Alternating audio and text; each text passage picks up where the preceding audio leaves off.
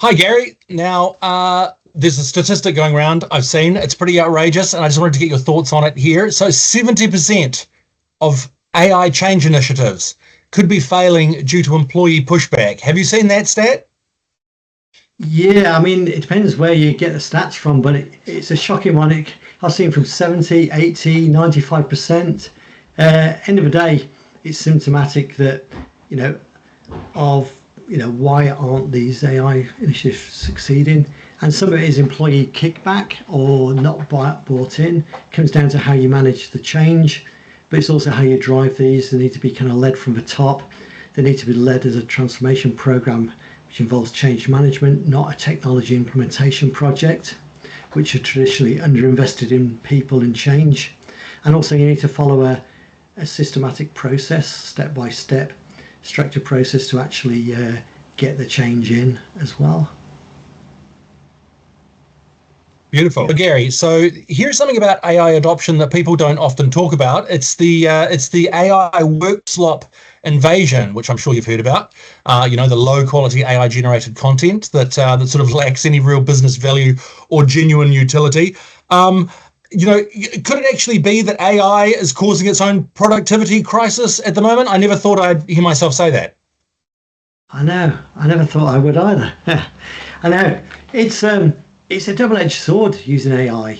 If you use it well, you can get some fantastic results. Use it badly, you get some atrocious results. And we've seen that with one of the big four in Australia, where they let AI slop get out to a customer in their report. Massive brand damage. But equally, within the workspace, you've got, traditionally, if you were going to put work out, you had to put, in the services area, you had to type something up, produce a paper, there was effort required. The barriers to doing that are zilch now. So basically you've got people that can generate stuff, poorly thought out, and just fire it out, thinking that volume equals productivity, where quality is really important. And that's the thing of AI slop in the workspace is actually generating more work, because I think the stats are on average, when you get a bad piece of work that's AI slop that goes out, you can spend about 2 hours rectifying it and work. So you've got AI actually creating more work because of a poorly thought out implementation and process within a business, and no checks and balances. So, one of the things out there that people know is only a small percentage of businesses are actually managing to scale their AI pilots at the moment. Why is that? That's a good question, Jonathan. If you're going to put AI in, there's going to be a clear business case, and that comes down to what's the problem you're trying to solve, what's the opportunity you're trying to grasp, does it make financial sense, does it make commercial sense, does it give you an advantage competitively, is it going to make your business go faster, improve the quality, increase service levels, etc. So the most important thing is choosing the right AI use case that's going to actually add value to the business, because you're going to invest money, time and effort into it, and you want to make sure you're getting a return. It's like anything else. If you're going to invest, you need to have a business case that stacks up. Second thing is you need to have leadership from the top. If you're going to get significant benefits, it's going to be transformational, or at least it might be a tactical quick fix, but you need to have it driven at the right level. And if it's going to be transformational, it's got to be from the top. It's got to be business-led, not technology-led, because you're getting business outcomes out of it. And you need to follow a structured process to get the outcomes, and measure, benchmark performance before and after, so you can clearly show the benefits. And because it's a transformation, you need to be people-centric. It's about taking people on a journey and how and what they will be doing in this new state. And so they've got a level of comfort around that as well. Great. Okay, just one more here. So, Gary, the Superworker Phenomenon. Okay, so your highest performing workers in your organization probably have a few things in common, but one of them will be they're using AI better than everyone else. But here's where it gets interesting. 3/4 of high performing AI users report better relationships with AI than their human colleagues, with 2/3 saying they trust AI more than their actual co-workers. This has got to be a disturbing trend for organizational culture, doesn't it? Is this the dark side of AI in 2025? It doesn't surprise me, Jonathan, because when we started on our journey of putting automations in, the people that volunteered to say, I'll run the robot team and you can have my human workers. Because I said, they turn up on time, they work 24/7, they never go on strike, they never answer back, they do what they're asked to do, and they do it consistently to high quality. So, yes. What's not to love? I know.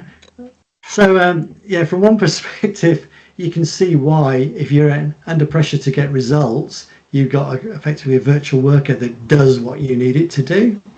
But on the other side, if you're a people person, you miss that human interaction, banter, who you're going to go with for a drink at the weekend or play golf with, or so on.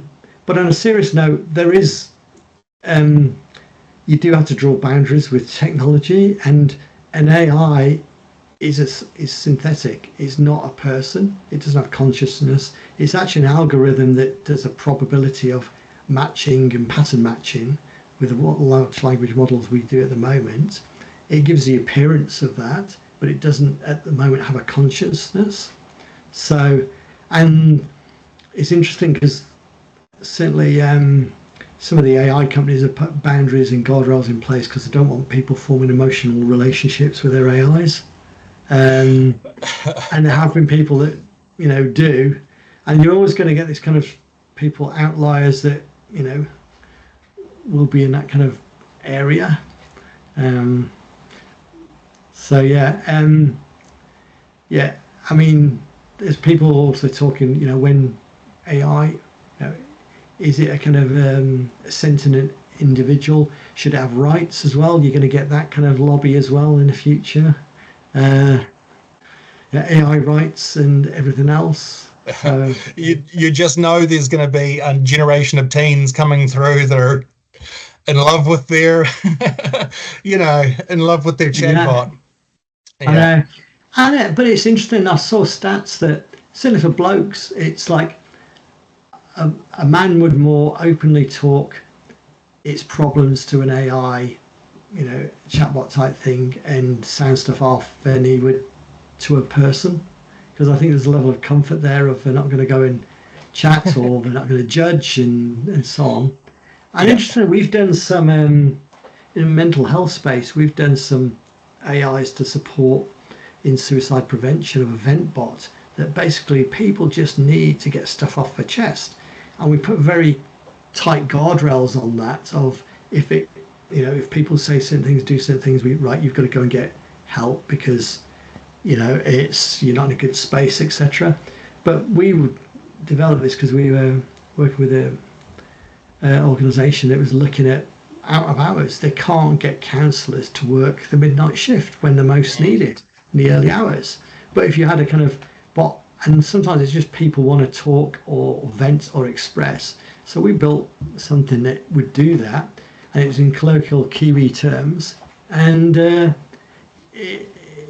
in testing, it was quite good, and we also tested the guardrails to make sure that it didn't go certain ways as well. And we're also working with another organisation where that concept's been taken to another level of people that are at risk of, harming themselves.